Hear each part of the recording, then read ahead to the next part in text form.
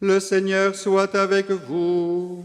Et avec votre esprit, Évangile de Jésus-Christ selon saint Jean. gloire à toi, Seigneur. En ce temps-là, Marie-Madeleine se tenait près du tombeau, au dehors, tout en pleurs. Et en pleurant, elle se pencha vers le tombeau. Elle aperçoit 2 anges vêtus de blanc, assis l'un à la tête et l'autre aux pieds, à l'endroit où avait reposé le corps de Jésus. Ils lui demandent : « Femme, pourquoi pleures-tu » Elle leur répond : « On a enlevé mon Seigneur et je ne sais pas où on l'a déposé. » Ayant dit cela, elle se retourna. Elle aperçoit Jésus qui se tenait là, mais elle ne savait pas que c'était Jésus. Jésus lui dit : « Femme, pourquoi pleures-tu ? Qui cherches-tu »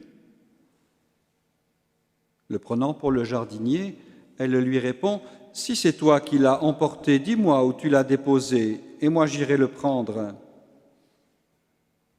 Jésus lui dit alors : « Marie !» S'étant retournée, elle lui dit en hébreu : « Rabouni », ce qui veut dire maître. Jésus reprend : « Ne me retiens pas, car je ne suis pas encore monté vers le Père. Va trouver mes frères pour leur dire que je monte vers mon Père et votre Père, vers mon Dieu et votre Dieu. » Marie-Madeleine s'en va donc annoncer aux disciples : « J'ai vu le Seigneur !» Et elle raconta ce qu'il lui avait dit. Acclamons la parole de Dieu. Louange à toi, Seigneur Jésus.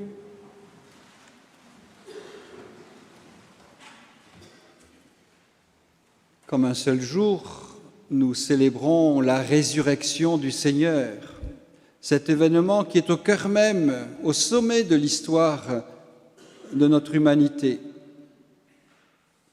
Le Christ est victorieux, la mort est désormais vaincue, et avec lui nous participons, nous sommes déjà dans la plénitude de la vie. Et voilà que les lectures que nous venons d'entendre nous posent 2 questions. Qui cherches-tu ? Comme Marie-Madeleine, nous sommes venus au plus près du tombeau. Et dans son cœur à elle, dans ses projets, dans ses intentions, il était bon d'accomplir les rites funéraires sur le mort. Surprise! La pierre du tombeau a été roulée et en regardant à l'intérieur, il est vide. Mais où est donc celui que je cherche ? Mais qui cherches-tu ? Un cadavre ? Non, alors, tu n'as rien à faire ici. Qui cherches-tu ? Et voilà la question qui vient nous rejoindre dans notre histoire personnelle. Qui cherchons-nous vraiment en venant à la rencontre du Christ, du ressuscité de ce jour de Pâques ? Cherchons-nous vraiment celui qui a donné sa vie jusqu'au bout pour témoigner de l'amour qu'il avait pour chacun de ses amis ? Sommes-nous vraiment à la recherche de celui qui a été pour nous et qui l'est encore aujourd'hui le visage de la miséricorde du Père, qui accepte librement l'offrande de la croix pour nous sauver ? Ce que Dieu lui demande, ce que le Père manifeste à travers sa volonté, c'est afin que nous soyons sauvés, afin que nous soyons pleinement libérés de toutes les attaches à l'égard du mal, à l'égard de la mort. Cela ne veut pas dire que cela ne continuera pas à nous toucher dans notre humanité, mais cela nous invite à marcher avec le Christ, à le suivre sur le chemin de croix qui devient un chemin de lumière. Marcher avec le Christ, ce n'est pas aller sur un chemin de mort, c'est nous avancer sur le chemin de la vie, et d'une vie sans aucune limite, la plénitude de la vie. Voilà le cadeau de Dieu pour chacune et chacun d'entre nous. Alors qui cherchons-nous vraiment? Et nous savons bien que cette question n'a jamais de réponse définitive. Car aujourd'hui, je te cherche, Seigneur, avec ce que je suis aujourd'hui. Et je ne suis pas tout à fait le même que ce que je pouvais être hier, avant-hier ou plus loin encore.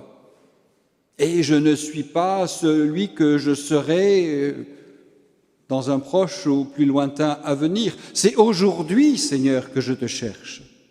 C'est aujourd'hui, Seigneur, que j'ai soif de toi, comme toi tu as soif de moi. C'est aujourd'hui, Seigneur, que j'ai le désir de vivre cette expérience qui change tout, celle d'un amour qui transforme, qui transfigure, qui rayonne. Alors posons-nous dans le silence de notre contemplation cette question et avec nos mots, avec ce que nous sommes aujourd'hui, et n'allons pas dire « mais non, Seigneur, je ne peux pas, je ne suis pas capable, je ne suis pas digne ». Oui, nous allons le dire dans un instant, je ne suis pas digne, mais en même temps, nous allons nous lever pour aller vers lui. Alors que la prise de conscience de notre indignité ne nous paralyse pas au point de faire du surplace. Oui, nous sommes indignes, Seigneur, mais c'est justement pour cela que nous venons vers toi. Parce que c'est justement pour cela que toi, tu viens vers nous. Deuxième question, c'est celle que nous avons peut-être entendue dans la première lecture. Que dois-je faire?